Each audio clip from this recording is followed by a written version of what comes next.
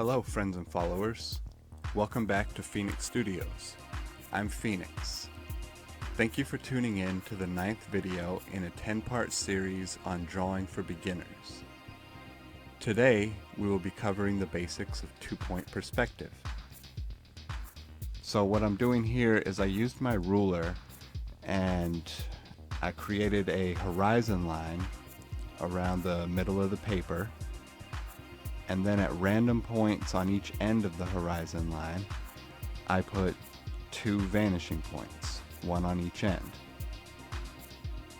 Now we're going to go ahead and draw our first cube, and we're going to put this in below the horizon line as if we're looking down on it.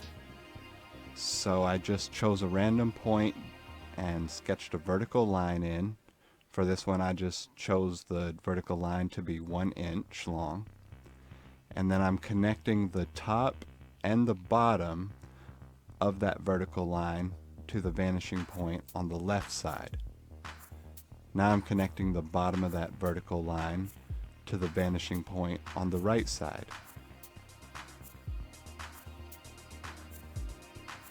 And then I'll go ahead and repeat that process with the top of the vertical line, connecting that to the vanishing point on the right side as well. My next step is I'm going to draw two vertical lines at any place I determine how big I want this cube to be. I just choose two random spots, and these vertical lines are going to be parallel to that first vertical line that we sketched. Now I'm going to connect the vertical line on the right side of the cube to the left vanishing point.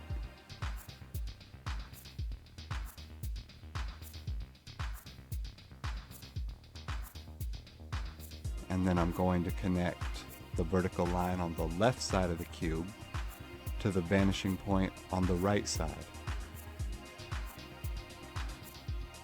And there you go.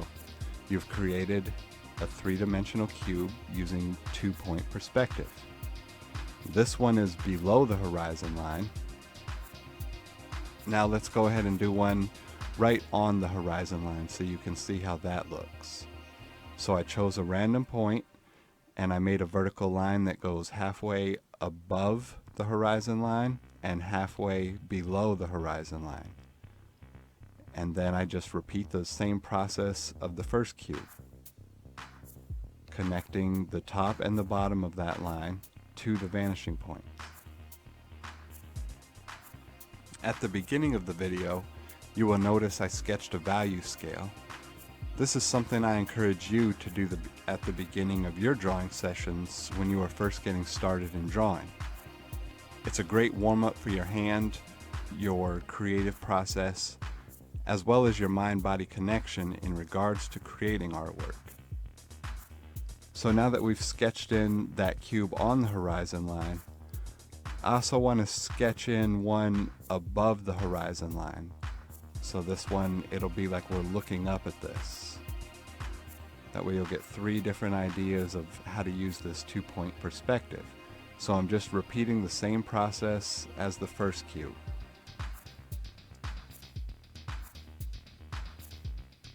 As you work on this sketch and all the sketches you do, remember to be patient with your drawings.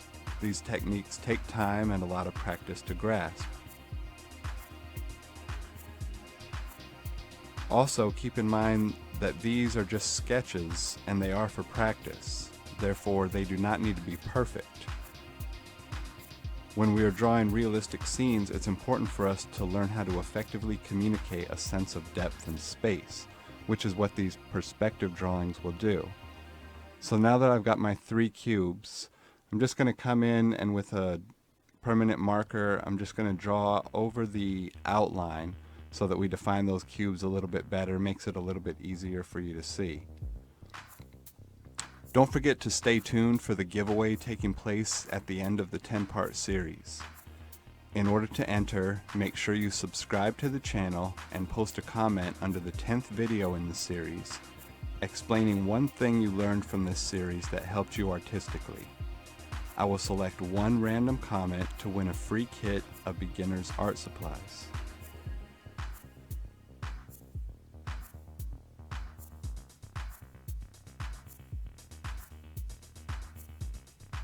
When we add a third dimension to these shapes that we create in our drawings, we add the illusion of form.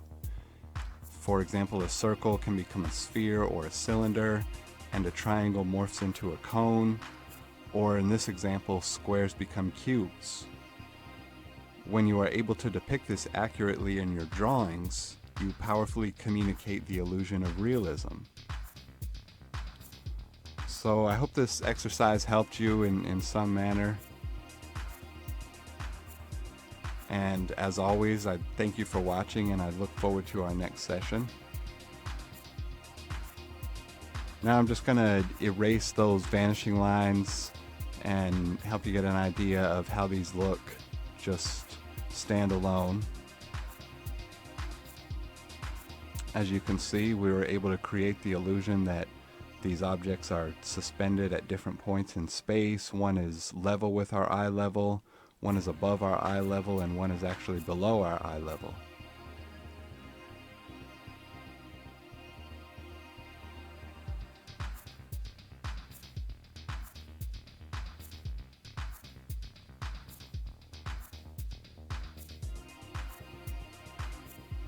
And now that you understand two-point perspective a little bit better, it's your turn to go out and go create something.